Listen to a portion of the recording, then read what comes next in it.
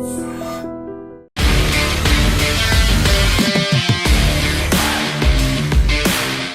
And welcome to the talking point with me Swapna. దేశ సరిహద్దుల్ని పటిష్టం చేసుకోవడం, పొరుగు దేశాలతో సంబంధాలు పెంచుకోవడం మీద భారత్ ఇప్పుడు కన్నేసింది. శ్రీలంకకు నేరుగా రోడ్డు మార్గాన్ని నిర్మించాలని ప్రణాళికలు సిద్ధం చేస్తోంది. దీంతో బహుశా మన హైదరాబాద్, విజయవాడ నుంచి కూడా నేరుగా కారులో శ్రీలంకకు వెళ్ళి వచ్చేయచ్చు. అసలు సరిహద్దు సమస్యలేమిటి, ఇంతకీ శ్రీలంకకు రోడ్డు వేస్తే లాభం ఏంటి, సైనిక పరంగా అమలు చేస్తున్న వ్యూహం ఏమిటి అన్న వివరాలు ఒకసారి చూద్దాం.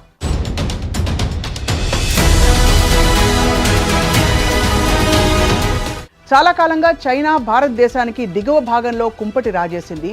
ఆర్థిక సమస్యలతో కొట్టుమిట్టాడుతున్న శ్రీలంకకు చైనా విరివిగా అప్పులు ఇచ్చేసిన విషయం కూడా తెలుసు. ఒక మాటలో చెప్పాలంటే అప్పుల కుప్పగా మారిన శ్రీలంకలో సగానికి పైగా అప్పు ఇచ్చింది చైనా దేశమే. అలాగని చైనా పెద్ద మనసుతో ఏమీ అప్పులు ఇవ్వలేదు. అప్పుకు ఏదో ఒక కండిషన్ పెట్టి తీర్చకపోతే ఏమి చేయాలనే దాని విషయంలో కూడా నికరంగా కాగితం కూడా రాయించుకుని, ఇంకా చెప్పాలంటే తనఖా పెట్టించుకుని అప్పులిచ్చింది.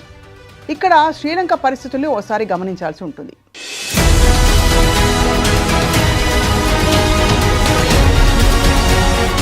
శ్రీలంక చుట్టూతా హిందూ మహాసముద్రం ఉంటుంది, తెలిసిన విషయమే కదా. ఎప్పటి నుంచో హిందూ మహాసముద్రం మీద ఆధిపత్యం కావాలని చెప్పి చైనా కోరుకుంటోంది. ఇక్కడ గ్రిప్ దొరికినట్లయితే ఆసియా దేశాల్ని ఒక ఆట ఆడించవచ్చు అని చైనా అనుకుంటోంది. భారత్ సహా దేశాలకు ఐరోపా, అమెరికా దేశాల నుంచి వాణిజ్యానికి హిందూ మహాసముద్రమే ఏకైక మార్గం. ముఖ్యంగా శ్రీలంక పక్కన ఉండే జలసంధి మార్గాల ద్వారా సరుకు రవాణా జరుగుతూ ఉంటుంది. అందుచేత హిందూ మహాసముద్రం మీద ఒకవేళ శ్రీలంక మీద ఆధిపత్యం దొరికినట్లయితే చైనాకు ఒక తిరుగు ఉండదు అన్నది వాళ్ళ క్యాల్కులేషన్. దీన్ని దృష్టిలో పెట్టుకుని చైనా సుదీర్ఘకాలంగా ఒక స్కెచ్ అమలు చేస్తూ వచ్చింది. అప్పుల కుప్పగా మారిన శ్రీలంకకు చైనా ఎడాపెడా అప్పులు ఇచ్చేసింది. దీనికి ప్రతిగా శ్రీలంక దక్షిణ భాగంలోని హంబన్ తోట అనే ఓడరేవుని తనఖా పెట్టుకుంది కూడా.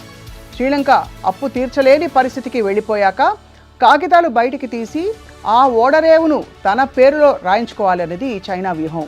అంతేకాకుండా అక్కడ చుట్టుపక్కల ఆయిల్ రిఫైనరీలు కూడా నిర్మించి శ్రీలంకకు సహాయం చేస్తున్నట్టు మాట ఇచ్చింది. కానీ ఇక్కడ కూడా ఇంకొక లొసుగుందనమాట.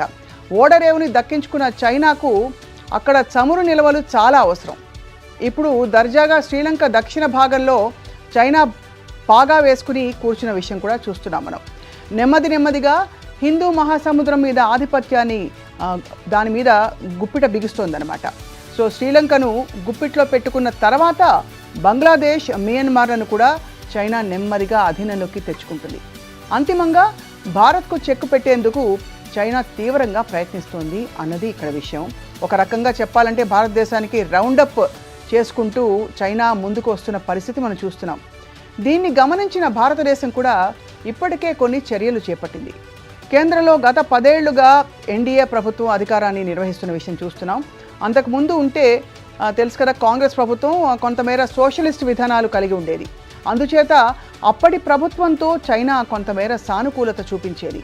కానీ బీజేపీ నాయకత్వంలోని ఎన్డీఏ ప్రభుత్వం ఈ వైఖరికి పూర్తిగా విరుద్ధం.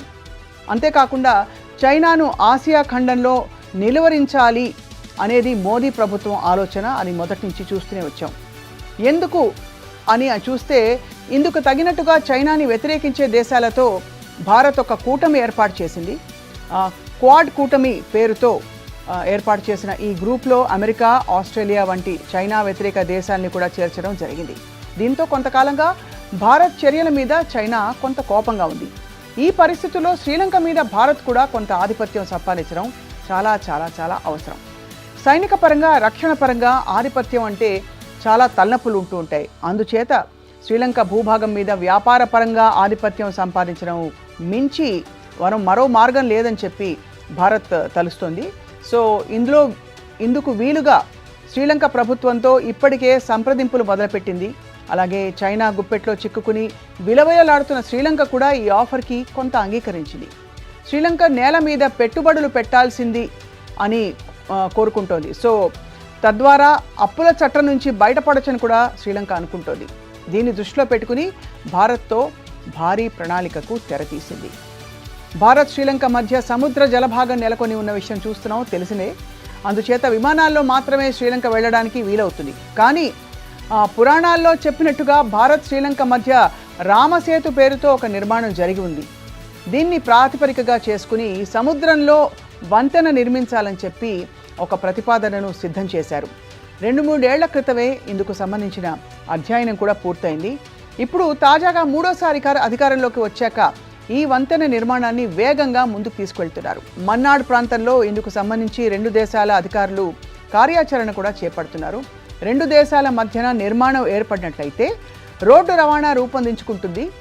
అలాగే శ్రీలంకలో పరిశ్రమలు ఏర్పాటు చేయడం చాలా ఈజీగా అయిపోతుంది. సో భారత్ శ్రీలంక మధ్య వాణిజ్య సంబంధాలు దీంతో ఊపందుకుంటాయి. మరోవైపు శ్రీలంకకు టూరిస్టుల సంఖ్య కూడా విస్తారంగా పెరుగుతుంది కదా దీనివల్ల. అంతేకాకుండా అమెరికా, ఐరోపా దేశాల నుంచి వచ్చే టూరిస్టు కూడా భారత్ వచ్చి ఇక్కడి నుంచి శ్రీలంక వెళ్ళడానికి మార్గం సుగమం అవుతుంది. ఫలితంగా 2 దేశాలకు కూడా టూరిజం ద్వారా ఆదాయం పెరుగుతుంది. వీటిని దృష్టిలో పెట్టుకుని ఈ వంతెన నిర్మాణం మీద 2 దేశాలు చాలా ఆసక్తి చూపిస్తున్నాయి. బాగుంది కదా. కేంద్ర విదేశాంగ మంత్రి జయశంకర్ శ్రీలంకలో ఈ వారంలో పర్యటించి వచ్చారు.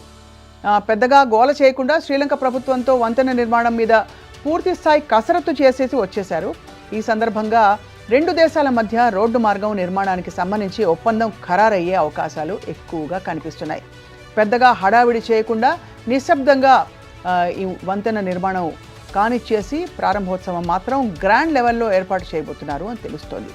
మొత్తం మీద భారత్ శ్రీలంక మధ్య వంతెన నిర్మాణం జరిగితే మాత్రం రక్షణ పరంగా, సైనిక పరంగా చాలా మేలు కలుగుతుంది. ఉద్యోగ ఉపాధి అవకాశాలు కూడా పెరుగుతాయి. సో మన తెలుగు రాష్ట్రాల నుంచి కూడా హాయిగా శ్రీలంక ప్రయాణానికి ఏర్పాటు చేసుకుంటే మంచిది. బాగుంది కదా. Thank you all for watching the talking point with me Swapna.